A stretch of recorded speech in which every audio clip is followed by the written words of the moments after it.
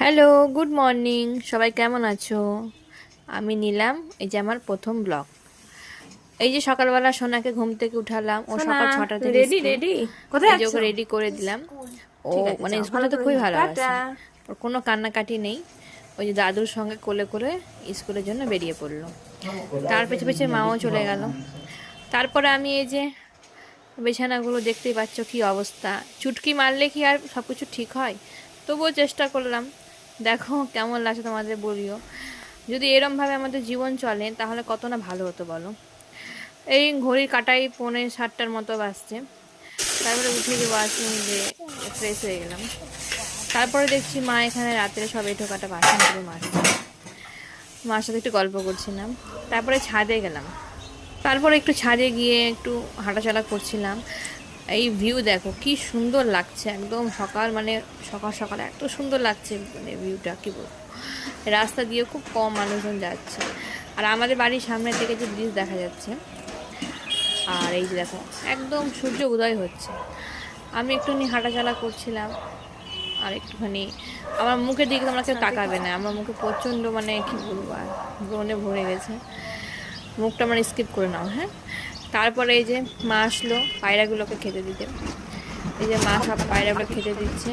আর পায়রাগুলো দেখো কি সুন্দর, মানে আরও বেশি পায়রা আছে, কিন্তু আজকে এত কম কেন জানি না। তারপরে আমি এই যে ডিটক্স ওয়াটারটা খেলাম।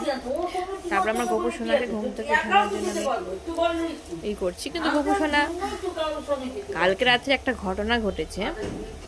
আমি দেখছি গোপু সোনার বাঁশিটা নিচে পড়ে আছে। আমি অবাক হলাম, কিন্তু আমি ভালো করেই দেখলাম, দেখছি যে না, বাঁশিটা তো আমি ভালো করে রেখেছিলাম, কী করে পড়লো জানি না।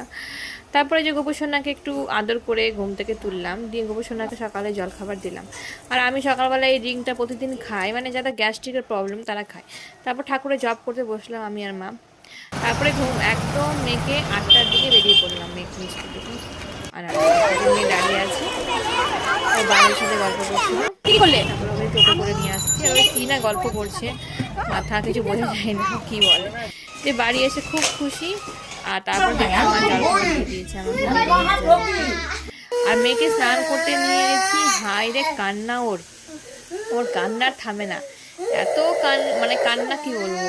ও স্নান করতে গেলে প্রচণ্ড কান্না করে। ওকে বাবা আমি রেডিও এখানে করে এসো। দিলাম, তারপর ওর কান্না থামে না। মানে এত বলছি চুপ না, ও স্নান করতে গেলে প্রচণ্ড কান্নাকাটি করে, মানে আমাকে বিরক্ত করে দিয়েছে। ভিডিও করবে না। আমি বলছি যে হয়েছে তো, এবার চোপো। দেখো তোমরা একটু মুখের দিকে তাকাও, ওর কি কান্না। ও চুপেই না। যাই হোক, ওইটা ওকে বললাম আইসক্রিম কিনে দেবো, তো কোনো রকমে একটুখানি চুপলো।